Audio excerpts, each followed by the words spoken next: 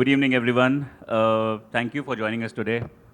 Firstly, huge congratulations to the Animation Express team for organizing another successful reunion of the industry. This is where we meet and this is where we candidly talk. This time we got a stage and a mic to ask questions about the industry, the VFX and ethics and business of it, how it is going for all of us.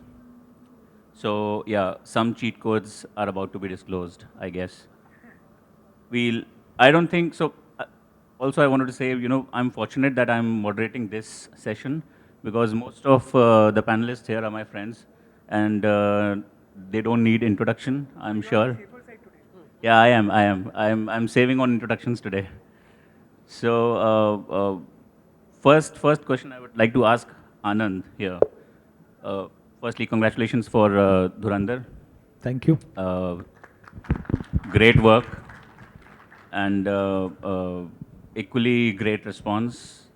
I'm sure Anand and his team, they have a pass to all the awards this year. Be it Screen Awards, Zee Cine Awards, IFA, Filmfare, VAM. Filmfare not yet. Not yet? I wanted. But you have a pass already, right? अब तक नहीं मिला है भाई. But yeah, hope so. Very soon, very soon.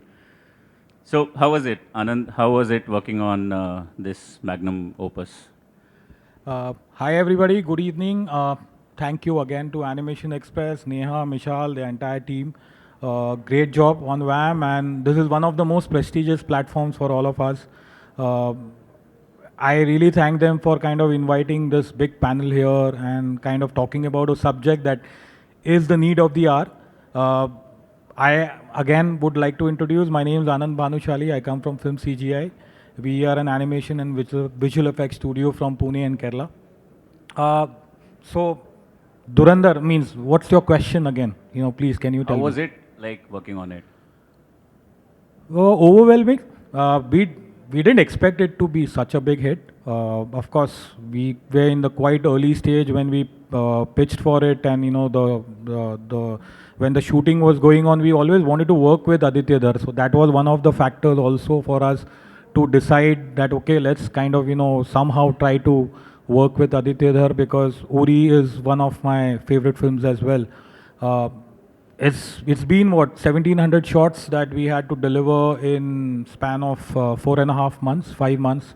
Abhyuday would know it. He's also worked on it. So yeah, overwhelming, difficult. But the good part is, for all of us VFX guys, we are very happy when we know that the director is very clear with his vision. We have the DOPs, we have the VFX directors, we have the art directors, the production designers, when everybody is aligned. I think so that's what makes a great film. If you see Dhurandhar as a case study, I think so every department has really worked for it. In every angle, from music to direction to story to everything. I think so that's the thing about Dhurandhar. It's not only VFX, but it's everything. Well said, Anand. Anand, I always had this in mind, we have a lot of animation studios in India. We have a lot of VFX studios in India. There are very few studios who are, doing both and equally good in both these streams. Was it a strategy that was always there from the start, or it happened along the way? And how are you able to balance this? So I originally come from animation background, me and my business partner Arpan Gaglani, who's also a VFX director himself. The idea was always that we wanted to tell stories and make our own stories. Somewhere animation was something we started with, so we did, from our journey from learning from Disney to working with Disney to working with Sony Imageworks, and then finally the whole, something that was driving us was create our own films. So that is where we did Delhi Safari in 2012, our own feature film, where from script to end, everything was done in-house. So that drove us. Along came VFX, because I think so it's again, you want to tell your own stories and, be a part of something that audience can, that we can also see that, how audience are enjoying. The problem with us was Amara animation. Most of the animation we worked were again for Europe, US market. We never had audience here. So that kind of drove us, okay, let's do VFX because it's something that interests both of us. We started, but very soon we realized that, we definitely need a totally different team. The mindsets are very different, though we use kind of overlapping softwares, but animation is, they are longer projects, they are 12 months, 18 months projects. VFX on the other side is 2 months, 3 months, 6 months, 1 year, and the whole rush is very different. So, yes, we had to kind of bifurcate that entire teams all together. So, we have totally different teams working. There is cross collaboration also at times because when we are doing a CGI heavy film, we do get a lot of, kind of artists who are interested on the VFX side. So we do that kind of cross collaboration as well. So that is how I think so my journey has been till now. Nice. So love for animation and VFX came along the way, and Yes. you ended up working on the biggest movie of the year for Thank the you. industry. Thank you so much. On that note, Anand, there's one more question where, for a budding entrepreneur who wants to start into animation, the kind of landscape that we are living in right now, would you advise that we should start a service-based business in animation, or it should be IP heavy? See, it's very subjective.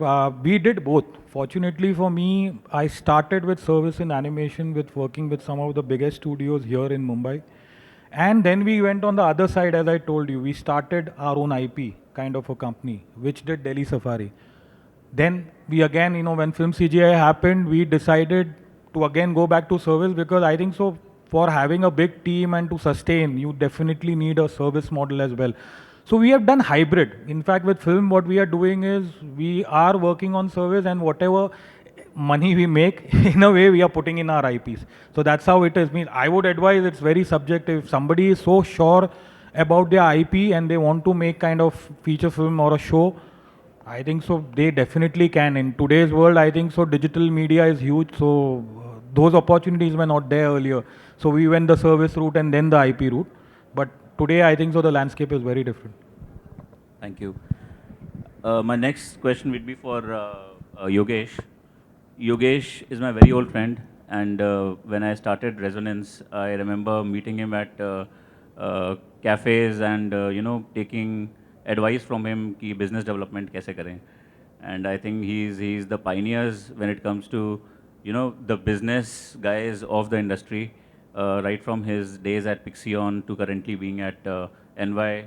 I haven't seen a sharper person when it comes to talking business of creativity. So thank you for all the mentorship and help, Yogesh, always. My pleasure.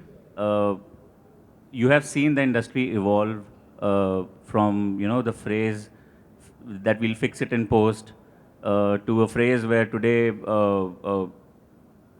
filmmakers are misunderstanding a lot many times in terms of how we execute the work for them.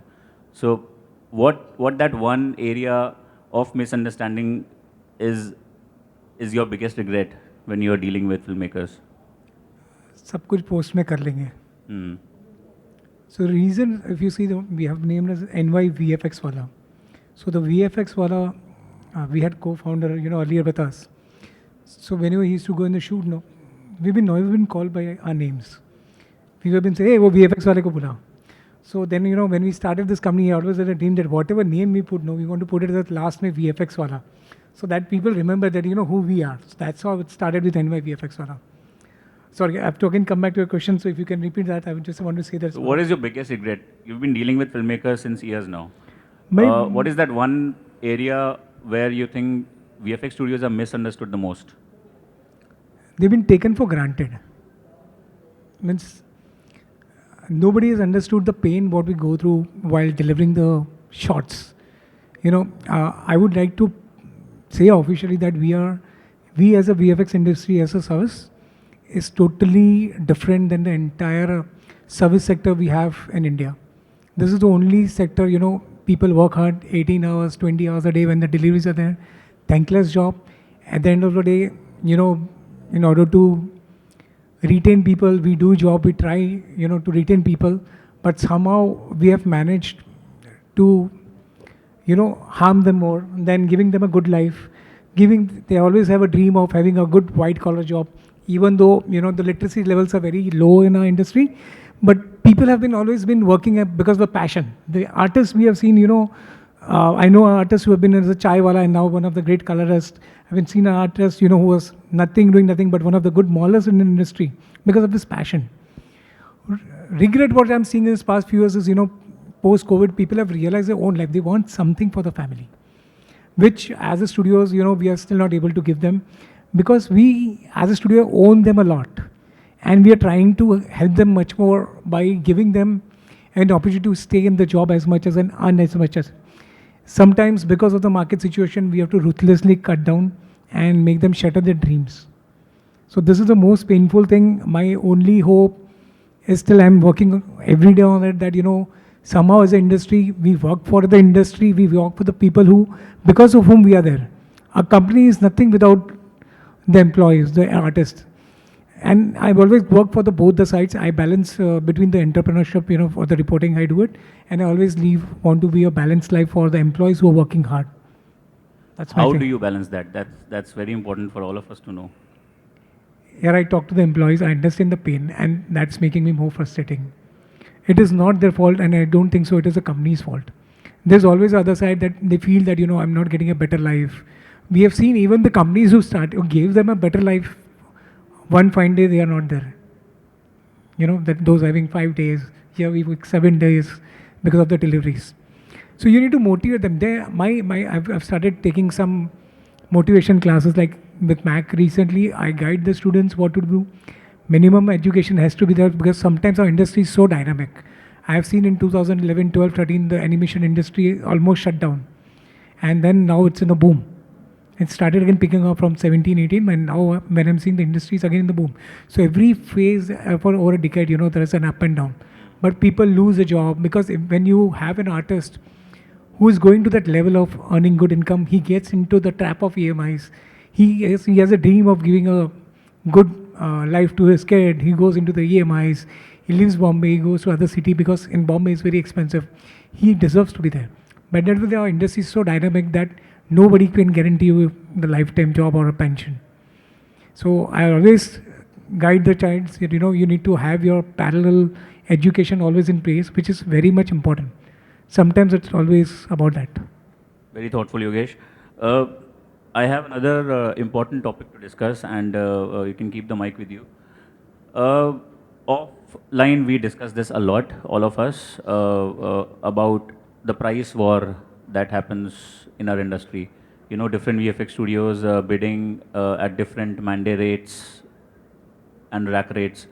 Where do you think what's going wrong, and how we can, pitch in to probably fix this? So I think we have formed Medica, which is Maharashtra Immersive Digital Content Association. Anand is also the vice president on that. We are working towards it. But my painful exercise is we don't want to come together. We all are selfish for our own studios. And somehow in order to sustain, because we have already opened up a studio, so our operation model is OPEX. I think most of you will agree to it, that more than CAPEX, ours OPEX, and we all have a responsibility of certain employees whom we are hiring, and we have a job. In that thing, what we are doing now, in order to get more and more work, in order to do a name, we get the jobs in desperation by undercutting. That if an X company is giving it for 1 crore, I can do the same job in 10 lakhs or 20 lakhs or half of that. But in that process, what happens? No, they don't realize whether you have that capability to deliver or not. Here the question is that you are paying with a person who has invested crores, but end of the day you are not giving a good output, which spoils your name. I have been into the place where one output is wrong, and you lose 10 clients. I'll tell you the backstory. In 2023, we were not part of that project, but somehow we were initially associated. But when that output came in, it is so difficult till date. I go to the clients and explain that I was not part of that project, sir. But I must have lost round of business of 100 crores because of that. People stop answering calls. They feel that you have delivered the worst quality. So we work in a very thin line. This industry is a very thin line business. I think all of us work day in and out, and because we want to achieve something we are passionate about, we want to deliver quality, and we want to give a good life to our people. But end of the day, even after giving so many efforts, the edits are not locked, due to which we have other responsibilities, because there's always a Friday night, they have to deliver it, and that's where we get stuck. Thanks. Thank you, Yogesh. I'll move on to RK sir now. So, Chand sir, you've seen multiple waves of I industry. told you not to tell sir, yeah. I mean, I just have white hair. I'm not that old, so it's okay. No, because my question is relevant. You've seen multiple waves of industry evolution, and I really want to know from you, because you're operating at the forefront. What's that one trend which is overhype right now, and one trend that a lot of people in our industry are underestimating? I think, I don't know how many of you, so there is the theory of hype cycle.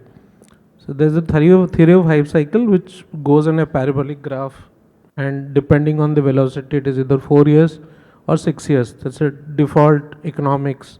Anyone who has read. So some people will ride the wave, and some people stay constant to overcome the hype cycle. We all know the hype cycle, it has 2 letters to it, A and I.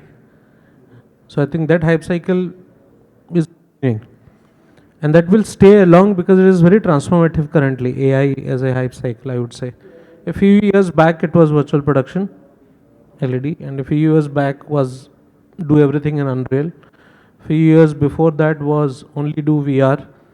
Few years before that was, when few of us started was, stop, 2D to 3D as an animation. Maybe 3D animation, so 2D won't happen anymore. So I think that we have to live through that hype cycle. I'm in my, I think, 3rd or 4th startup currently where I'm still trying to sustain and maybe figure out.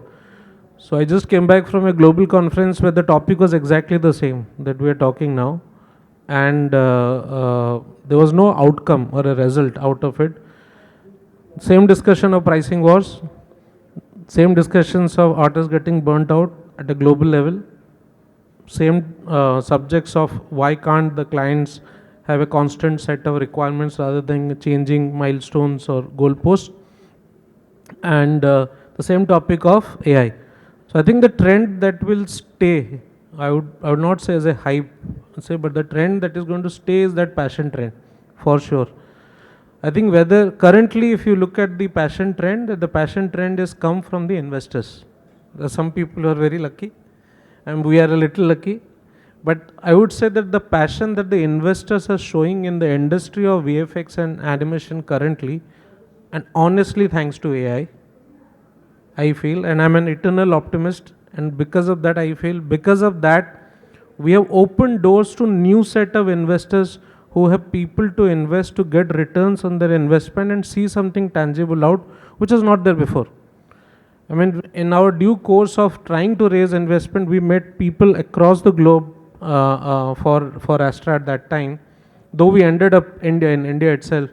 But I think most of them were more interested in what we can achieve with this new technology rather than only VFX or only in animation. It absolutely does not change anything that is around what Yogesh bhai just mentioned. In fact, it makes it even worse, because that hype cycle, we are at the peak now of the AI hype cycle, when anyone with who is trying to get the maximum ROI will try to expect that now that you have AI, you can do it faster, cheaper, better. In the same way that people say we'll do it in LED and it will be faster, cheaper, and you don't have to do it in CG.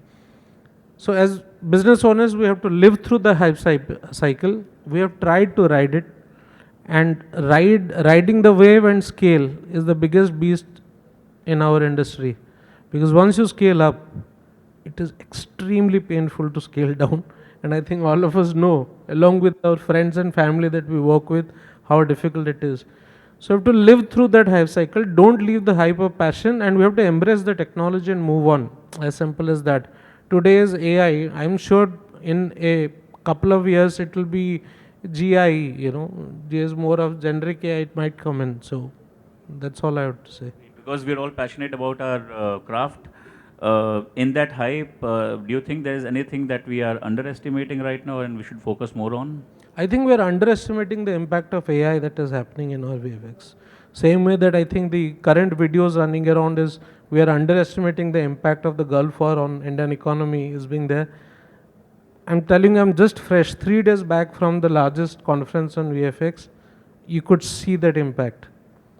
The impact is so big that if we are not prepared and tweak and adapt, it will wipe out many things around. It already has, you know. It is just that if we have to ride the, live through the hype, don't ride it, because the moment you ride in the wave, and many economic cycle has seen in industrial revolution, people who have went through and not ride it, I mean scale very high, we'll do everything in AI, we'll stop everything else, correct? Then the graph goes down. It's there in the theory. So the underestimating part is not accepting that it is not having an impact, which I have seen some very, very senior legacy studios whom with very high respect, they do amazing work, saying that no, nothing will change. I was one of them, you know, 2 years back, and we used to use AI like now 7, 8 years back, even during mill days when we had done that first messy ad that used to be called neural networks, then it started calling deep fake, then it was called something else, then machine learning. Whatever name you call, it is just an automation of something, correct? So it has always been there. But currently there is investment, stock market, VCs and general audience who are aware of it. So when it is aware of it, if we don't accept that it is changing and don't adapt, then I think that is a big mistake that we will do. Everyone will have different way to do it. We have it embedded in a business model. There is the only way we could raise money as an animation, VFX and tech AI studio. Otherwise, there was no way that people would invest in the pure VFX studio around. So I think we just have to adapt around that hype cycle. Thank you. Moving on to Rajan. Rajan, now you already have. So my question was something else. I phrased it a couple of weeks back saying if you had 100 crores extra tomorrow, would you invest in this? So now I would rephrase it and ask you, now you have 117 crores extra. So what is your investment strategy? Are you going to invest in technology, talent, or you know, something else which we don't know of? We would love to know. Maybe today's trend, I should invest in gold. Okay, so at least I'll get good returns. Maybe crude oil.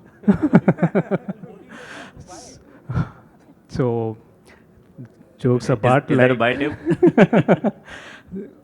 See, investment is something which is, it's happy to take it, but it's not that easy to give it back. You know, you need to face so much of challenges and questions, and you need to have a real, planning on that, and which we were trying to do in our, system.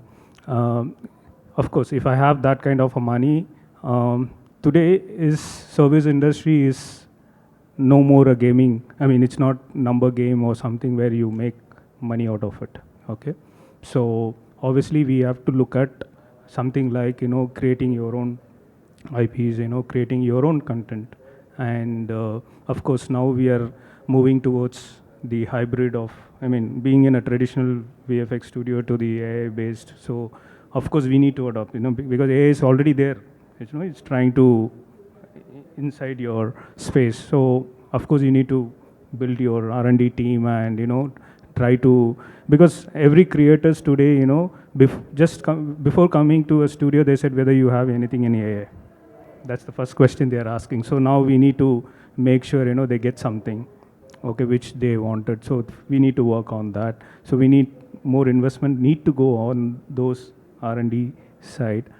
Of course, we need to upskill our, the artist, because as Yogesh was saying, it's not just the money or a salary or whatever, we need to make them, sustain and survive in the industry it's very important thing where some of the investment need to go there also. Okay, so that's how we can survive, and then industry can go forward. And of course, our ecosystem.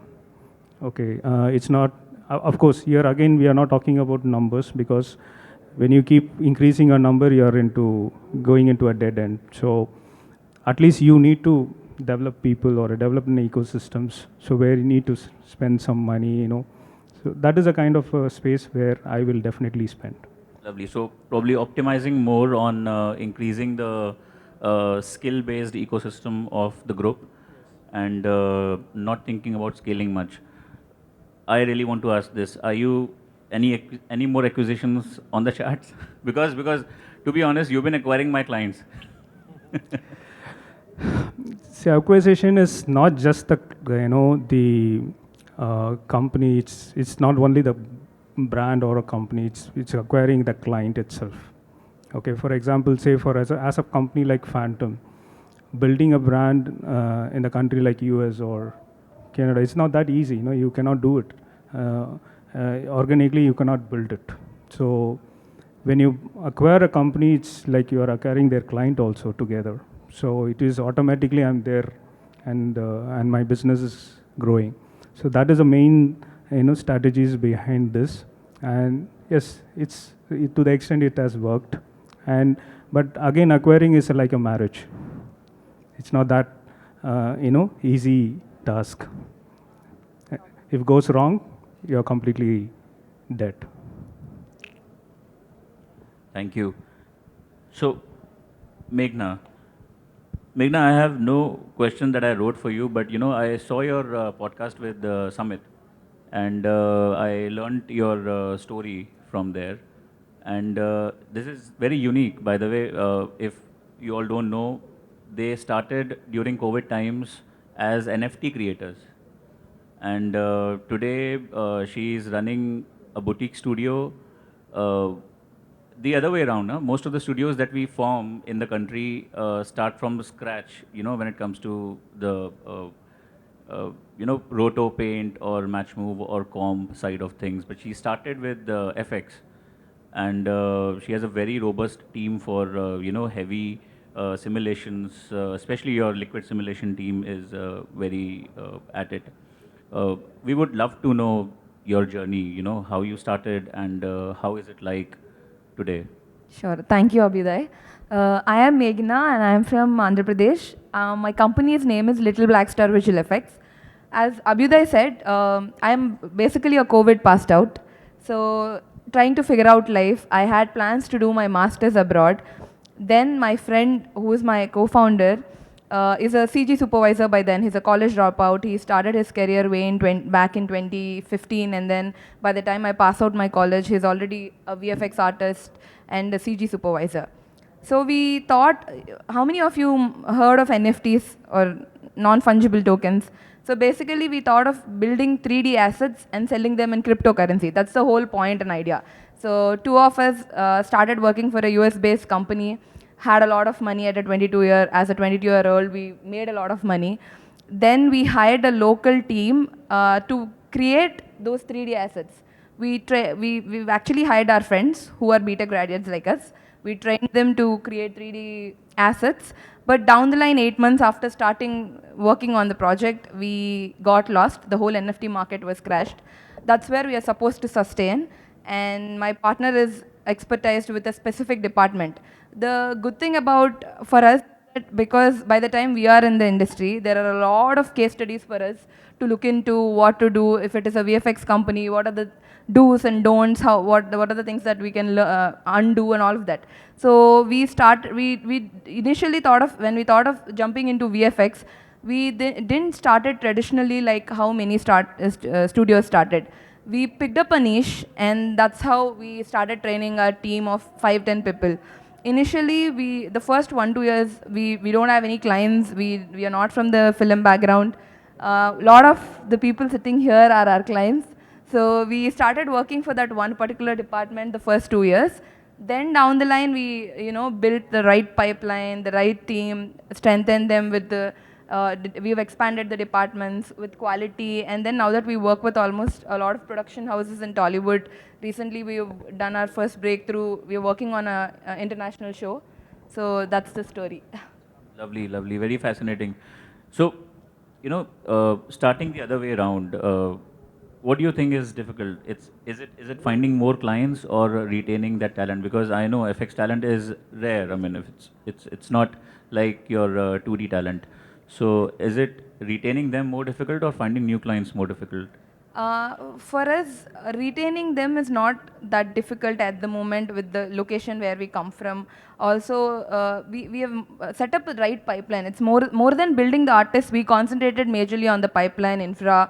At a point now that we have that core team members, like 4 or 5 people and my partner, and then with the right pipeline, we are damn sure that no matter how many people come in or go out, we still have that strength that we can, overcome that.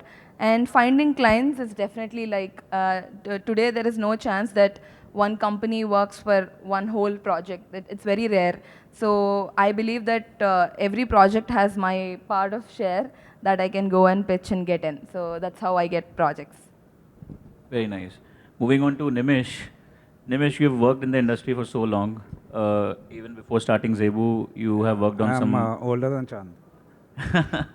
Okay, we're not going there. So even before Zebu, you worked on some very big titles. The recent one, Kantara, you worked on. I really want to ask you, and for the audience as well, we many a times say that our industry is not very organized when it comes to creative feedback and things like that. I'm sure when you're delivering such heavy CG films or sequences, it's very difficult to go back when a director changes his or her vision during the process. How do you tackle that? So again, so luckily for Kantara, we had started from MPC. Yeah. So luckily we were part of their pre-production stage, where we were guiding them on shoot, and also guiding the director, since the director did not have much experience with VFX and heavy creatures and stuff like that. So that was a good opportunity from MPC days when we then took that to Zebu. Yeah. So the director was already immune to the team and us guiding him on what needs to be done. But again, in India, I mean, it is what it is, right? They'll basically come to you and say, oh, you know what, they do not like it, so can you start again? India, I think, is maturing now for something called change orders. So I think the producers from the client end and everything are also maturing to something like that. Depending on, again, the scale of and the budgets for them. Yeah. So it's about also how good you are on selling that kind of a change order to these clients, for sure. So yeah, I think if VFX in the start basically collaborate with each project from the pre-production stage, things could go smoother, and then obviously those losses could reduce out going forward. So, yeah. Nice. And this is a generic question, and anybody can answer. We all want to know, what does the Indian AVJC and XR industry need the most right now? Where are we headed, and what is that one thing that we all, badly need to survive? Yeah, government money, I think. Industry is running in a phase where we are not invited. Okay, we have to be really invited in all aspects, because this is the stage where IT industry was previously during the beginning stage. That is the time they were started, forming an ecosystem, and they were united and they fixed everything, right from the costing, right from the the employee poaching, all the area they fixed. They created a policy, okay, which we haven't done. Okay, in fact now every state has its own AVGC XR ecosystem, but that it doesn't make any sense until unless as an India we have to be united. So that part is very important in today's situations. Otherwise we are killing ourselves. So coming together and making policies. Just to add, I think so. This is a question all of us did discuss before we had this panel. Today, I think so the biggest thing, as Rajan also said, yeah, being united, I think, but The good part is, I think so, all states do have an association of AVGC-XR. The problem here is we still haven't been talking to each other. We need to do that. Firstly, we need to, as all states come together. All of us have a lot of AVGC-XR companies. We all need to unitedly frame or have a framework in terms of pricing between ourselves. Because believe me, I think that the way things are going, there's underbidding war that is happening. As AVGC-XR companies, we are just being taken for granted and we are being, taken advantage of. We support the biggest employment as a industry also, and that has to be that has to be recognized by the media, entertainment, production houses, producers, and they all come with salaries. I think so. That is just taken for granted. के भाई VFX ऐसे ही होता है. AI use कर लो या for example bulk deal कर लो. These are not sustainable. We need to stop this practice. We need to, as studios come together. Yogesh said we are a Maharashtra association called MEDCA. We have Abhay here. We have AP here. We have Vegas here. We have Psych here. All of us are here. I think so that this is what we need to address, the elephant in the room. Come together, put a stop to this unsustainable price wars where one studio just comes and underbids the other and says hum itne mein kar denge. That is exactly what needs to stop. Thank you. Also, Thank you just to add, with the production houses, it's not just about among us not having a unity on bidding. Apart from that, also the timelines of when we are getting paid. So most of the times what happens is that with as a studio, when you're running, even though we are on a creative field, but the whole process of us working is a professionally, paying salaries on time, getting everything done right. But our payments are never done promised from the production houses or from our clients most of the times on time. Like it is always delayed or cutted or underpaid. So, and they are never ready to pay interest for the delays they do.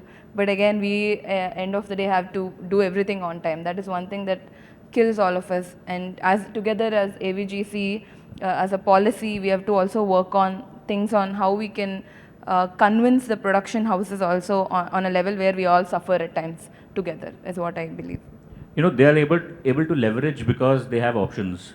When we say that we all want to come together, is when they will not have options to do this with one studio, is what I think. So coming together, being united is at most important. Chand, you want to say something? Just to add two things. First, I think I missed out last time that one thing that we're missing, that we are all studios here, but the wave of individual VFX creators has started and is coming.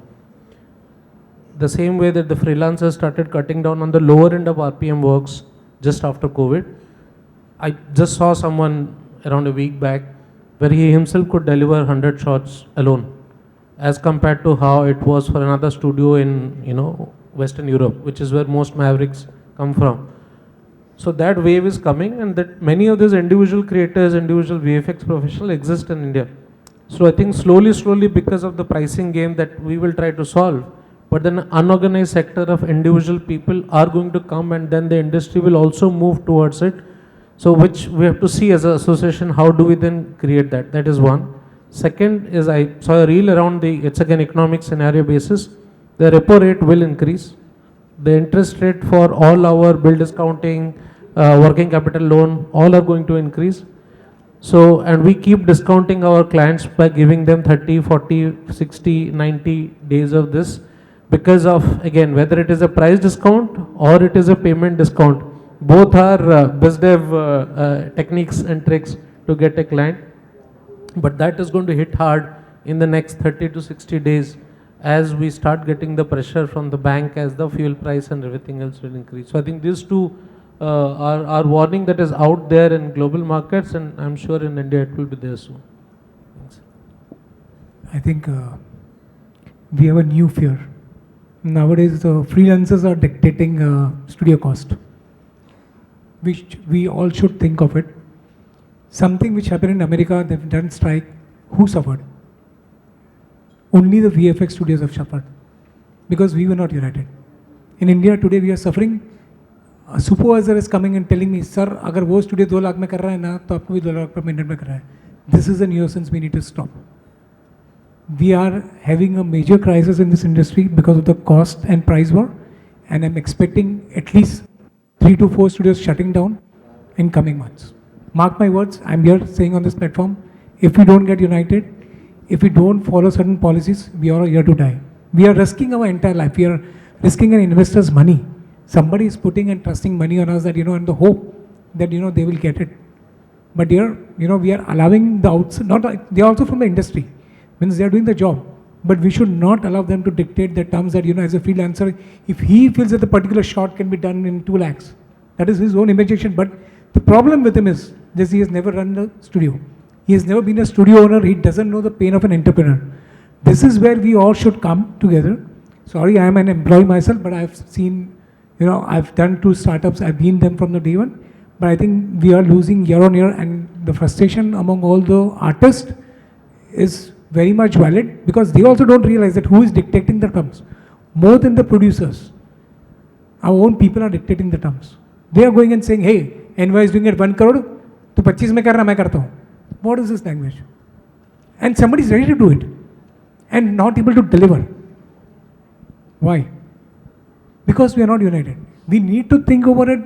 Otherwise, we will be solely responsible for the kids who are putting their passion day in and out. And believe me, the kids have become rebellious. 10 to 7, 7:30, irrespective of the job security, they pick up the bags and go home. They're no more passionate guys. We have seen passionate guys sitting on their own, finishing their job, delivering a good quality, which is for him and for the company. But if we don't do this thought process now, we are aiming for bigger tragedies.